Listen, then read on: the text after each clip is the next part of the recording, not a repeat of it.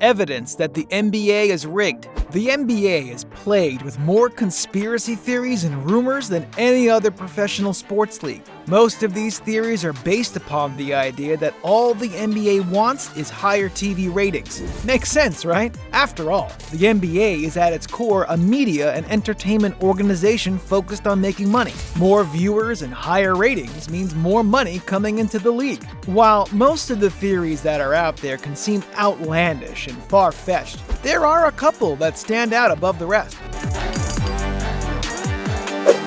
1985 NBA Draft. Let's take a trip back in time and revisit the 1985 draft, where the whole idea that the NBA is rigged started. The NBA draft lottery had just been put into place, and the 7 teams with the worst records now all had equal chances of getting the number 1 pick. Before this, the worst teams from each respective conference would partake in a coin flip to decide who got the number 1 pick. Patrick Ewing was the hands-down consensus best prospect, and some scouts believed he was the most surefire prospect since Lou Alcindor left UCLA in 1969. The 7 teams that made up the bottom of the league consisted of almost all small-market teams, like the Hawks and the Pacers. The New York Knicks were the only big-name team that had a chance of getting Ewing. The NBA's biggest market was the perfect Ewing landing spot for the league, the Knicks and Ewing. The order of the draft was determined through a lottery drawing. All 7 teams would have an envelope with their team logo and name hidden within. The envelopes were then put inside a giant clear plastic drum, mixed around, and then drawn at random. Or at least, that's what the NBA wants us to believe. Conspiracists believe that the New York's card was marked with a bent corner so that it could be identified and left until the end, signifying that the Knicks would receive the first pick. Watch this video, and you'll be able to notice the fold in the envelope that Commissioner David Stern grabs. If the folded envelope theory doesn't tickle your fancy enough, then also consider that the gentleman who placed the envelopes into the plastic drum was none other than Jack Wagner of Ernst & Whinney. Why is this significant? Well, because Ernst & Whinney was the auditing firm for Gulf and Western, who at the time were the ownership group of the Knicks. Some people claim that Wagner purposefully banged the 4th envelope, the one containing the Knicks logo, against the drum so as to create the fold in the corner. In that case, it becomes extremely evident that Wagner was attempting to bend the corner of the envelope for Commissioner Stern. To make matters even worse, consider Stern's comments after the lottery. Quote, "We were very pleased with the lottery. The interest was great. People are talking about the lottery instead of drugs." End quote. More draft drama. When LeBron James first left the Cleveland Cavaliers in the summer of 2010, everyone assumed that the Cavs would be terrible. They just lost the best player in the NBA and replaced him with nothing. The Cavs didn't let anyone down as they finished 19-63 good for second worst in the league. The following summer, they won the draft lottery and selected Kyrie Irving with the first pick in the draft. Nothing weird about that, right? Right. Flash forward to the 2013-2014 seasons. LeBron's contract with the Miami Heat is coming to an end, and there is speculation that he might not re-sign. At the same time, Cleveland is still bad and hovering around the bottom of the league. Still nothing strange yet, right? Right. Well, that is until Cleveland wins back-to-back draft lotteries.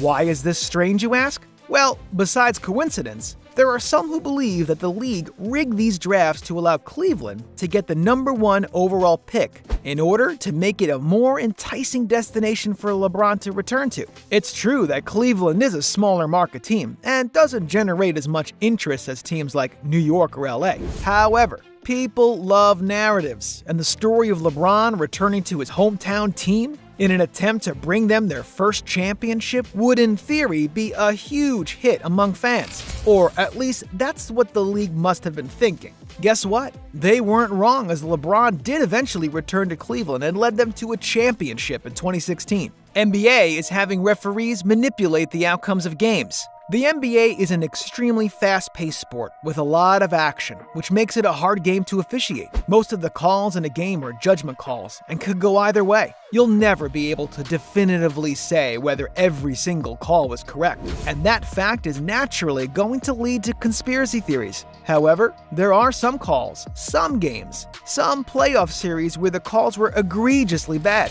Like, could you make it any more obvious you want this team to win bad? The 2001 Eastern Conference Finals is a great example. The Milwaukee Bucks and Ray Allen were going up against the Philadelphia 76ers led by Allen Iverson. This wasn't the Ray Allen that most people might remember from when he played on the Boston Celtics. This was prime Ray Allen. He was one of the best guards in the game that year and was surrounded by two other all-star caliber teammates in Glenn Robinson and Sam Cassell. The Bucks were clearly the more talented and complete team in the series. However, Allen Iverson was the more popular player on the bigger-name team. Having Philadelphia in the finals would hypothetically lead to more viewers than having Milwaukee. More viewers means more money. Iverson didn't even have a great team surrounding him, and many analysts feel like that Philly team wouldn't even have made the playoffs if it weren't for Al. The first two games that Philly won in the series, games 1 and 4, were decided by a questionable lane violation and two suspect no-calls. Scott Williams was Milwaukee's best big man and was improbably suspended from Game 7 after receiving a flagrant foul in the previous game, but never getting ejected. Rewatch the last 7 minutes of Game 7, and with Philly having the win in the books, you'll see the referees making seemingly contactless foul calls against Philly in an attempt to balance the stat sheet. It got so bad that the crowd actually started booing after Sam Cassell went to the free throw line after his defender got called for a reach-in foul, even though he wasn't even touched. If you want to get a clearer picture of how lopsided the officiating was, then check out these stats. The Sixers finished with 186 free throws compared to the Bucks' 120. Philly was charged with 3 technicals, while the Bucks were called for 12. Lastly, the Sixers didn't receive any flagrant fouls throughout the series, while the Bucks received 5 flagrant calls. Ray Allen and then Bucks coach George Karl were fined a combined $85,000 for complaining that the series was rigged, and Allen had this to say in a press conference. Quote, "It behooves everybody for the league to make more money, and the league knows that Philly is going to make more money with LA than we would with LA." 2002 Western Conference Finals. Speaking of the Los Angeles Lakers, let's look at their playoff series against the Sacramento Kings in 2002. The Lakers were led by Shaq and Kobe, arguably the two biggest names in the league at the time, and they were coming off back-to-back championships. Chris Webber led Sacramento and was one of the original playmaking big men. That Kings team was fast-paced, shot the ball extremely well, and was flat-out fun to watch. Sacramento, however, was a small market team without any mega superstars. Sorry, Chris. Again, the NBA is all about ratings and which teams will generate the most fan interest and the best storylines. The Lakers were undoubtedly more well-known, and the narrative of them playing for the third championship made for great TV. After 5 games, the Lakers were down in the series, 3-2. Enter Game 6, and probably the most lopsided game from an officiating standpoint in NBA history. LA shot a ridiculous 40 free throws in that must-win game, and an even more ridiculous 27 in the fourth quarter. The New York Times wrote an article in 2008 examining the game, and had multiple quotes from former referees who claimed the NBA directed referees to manipulate the games. If you search the words, "The NBA is rigged," on YouTube, the first 3 results are about this series. The Lakers went on to force a game, which they eventually won, leading to LA eventually winning the title for the 3rd year in a row. Tim Donaghy. Perhaps the most convincing evidence that the NBA isn't as pure as we might all think it is comes from Tim Donaghy, a former referee who was a part of the officiating crew for that LA Kings series. He was arrested in 2007 for betting on games and charged with making calls that would alter the game's outcome. He claims in a book that he wrote that he was simply following orders from league executives they claimed were for the best interest of the league. Yup, you heard that correctly. A former referee wrote a book about how the league isn't as innocent as it appears. He's not the only official to make this claim either. Go back and watch the 2006 NBA Finals between the Miami Heat and the Dallas Mavericks. The Heats had fan favorites, Dwayne Wade and Shaquille O'Neal. The Mavs were led by Dirk Nowitzki, who was receiving a lot of criticism from the media for being soft. The NBA needed another superstar, and they couldn't possibly let it be a foreign player. Insert Dwayne Wade.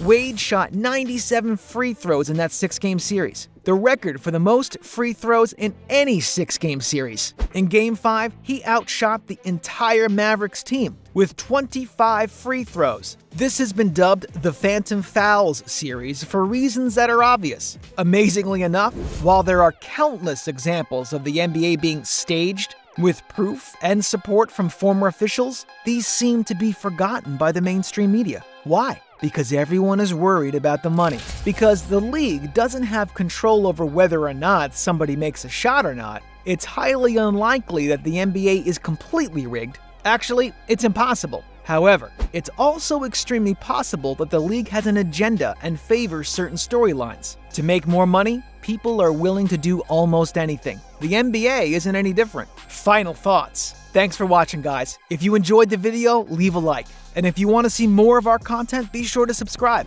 See you next time on UpNext Sports.